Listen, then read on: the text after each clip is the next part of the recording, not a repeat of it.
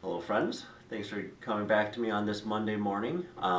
We are here with our usual Monday blog spot, and I have a very special guest today. This is Bill Nebo from BK Inspections. Bill's been around the business for quite a while here, and I wanted him here because I always get questions from my clients. Hey, what does the home inspection entail? And Bill's been in this business for how long now? 11 years. 11 years. Yeah, it's been a while now. So I'm going to start with a really basic question, Bill, for all the first timers, for all the people who are buying a home, people who haven't done it in a while. What can you tell them about the entire process? What a home inspection includes, excuse me, a home inspection is a visual inspection of the home. We're covering all elements of the house that we can see, the structure, the electric, the heating, the air conditioning. Not today, it's cold outside, we can't inspect the air conditioning today. Every element of the house that we can possibly see, a visual inspection. The home inspection takes generally between 2 and 3 hours, depending on the age of the house, the condition of the house, and how many questions there are, and what kind of shape the house is in. So step by step, I personally start from the outside of the house.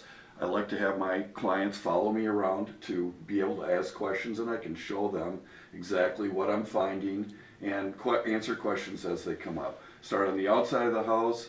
I go into the basement of the house, which takes the longest amount of time. The basement, because there's a lot of elements, a lot of stuff going on in the basement of the house. And then just work way through the house. The attic is inspected, determine how much insulation there is, if there's any kind of issues along the way. We're inspecting all the plumbing for leaks, inspecting the electric to make sure that there's nothing unsafe with the electric system. We'll actually open up the electric box to see if there's anything going on inside of that. And generally it's just a visual, like I said, a visual inspection of the entire house. And the nice thing about the inspection also is not only do you get your house inspected, but I personally, for my service, I like to also teach how to maintain the house and how to use things and what to do. And I spend as much time talking about that as I do actually inspecting. So, and also it gives you an opportunity in those 2 hours to take a close look at the house. A lot of times if you're just at a showing, you're putting there 10, 15 minutes or so. And this gives you an opportunity to take a real close look at the house and see what's going on with it. All right. You know, and I think other real estate agents would actually wonder about this as well.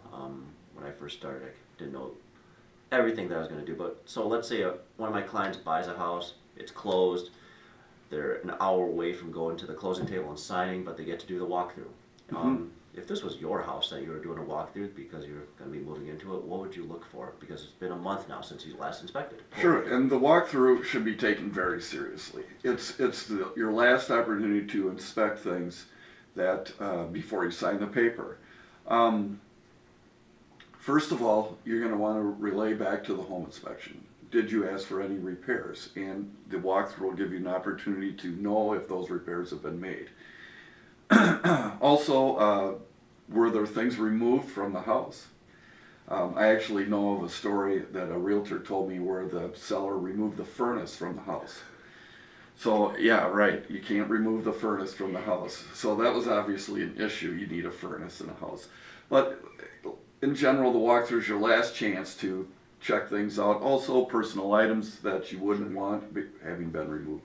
Stuff like that. But make sure the repairs have been made that you asked for. No, sounds great. You know what? We're going to end it there, and we're going to have part 2 next week. One of the biggest questions that my clients ask about is radon when I ask about that during the offer to purchase process. And Bill will explain radon in the general terms of what you're looking for and the pros and cons of testing for it, and etc. So until next week, we'll see you then, and stay warm.